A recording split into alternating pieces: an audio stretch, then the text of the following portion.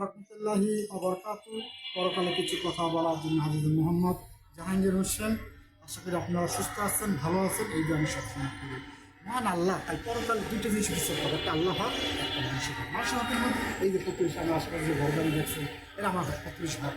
আমি আপনি যখন এই পৃথিবী থেকে চলে যাব, এই প্রতিবেশী আপনি আগাই আসবে। এই প্রতিবেশী কেউ জানা যায় কাপড় নিয়ে আসবে, কেউ মাটি খনন করতে যাবে, কেউ এলান করতে যাবে, এই প্রতিবেশী লোক।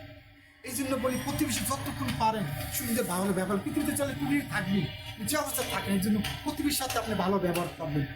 কারণ হুজুর সাল্লাল্লাহু আলাইহি ওয়াসাল্লাম হাদিসে বলছে, খাঁটি মুমিন হতে পারবে না, খাঁটি মুমিন হতে পারবে না, খাঁটি মুমিন হতে পারবে না। তখন সাহাবীগণ বলছে, ইয়া রাসূলুল্লাহ সাল্লাল্লাহু আলাইহি ওয়াসাল্লাম, কারা মুমিন হতে পারবে না?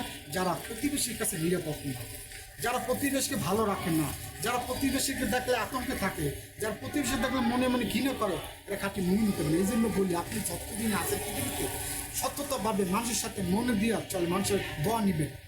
মানুষের দেখলে আপনার খুশি হয়ে যান, মানুষটা ভালো, আপনি এরকম কাজ করে যান। কারণ আপনি আমি চলে যাবো, আপনি আমি যখন মৃত্যু হয়ে যাবে, যখন জানাজা হবে, জানার সময় ইমাম সাহেব এলান করবে, এই যে লোকটা মারা গেছে, এই লোকটা কেমন ছিল, একটা সবের কাছে এলান নেই, এই লোকটা কেমন ছিল, তখন বলে লোকটা ভালো ছিল। এবং আপনি আমি যখন মারা যাবো, এই কথা যেন সবাই বলে যে এই লোকটা ভালো ছিল। এই জন্য পৃথিবীতে চললে বাধা পিঠে থাকবি, দুঃখ কষ্ট থাকবি। এই পৃথিবীতে প্রতিবেশী যে মানুষ, আপনাদের মানুষের ভাবে যে দেখেন, আমার আশেপাশে যারা মানুষ, এদের ঠকা। এই জন্য যতদিন থাকেন, যে অবস্থা থাকেন, ভালোভাবে চলতে হবে। তা আমি সবাইকে বলবো, আল্লাহ আছে যতদিন আছেন আল্লাহ হুকুম মানবেন, নবীর জানবেন, এবং প্রতিবেশীর যে হক সুন্দর মতো আদায় করবেন। আমার এই অনুযায়ী সবাইকে দেখার সুযোগ করে দেবেন। আজকের মতো বিরিয়ানির যদি কথা মতো ভুল হয়, আল্লাহ মাফ করে দেবেন। আজকে বিরিয়ানি, আল্লাহ হাফিজ।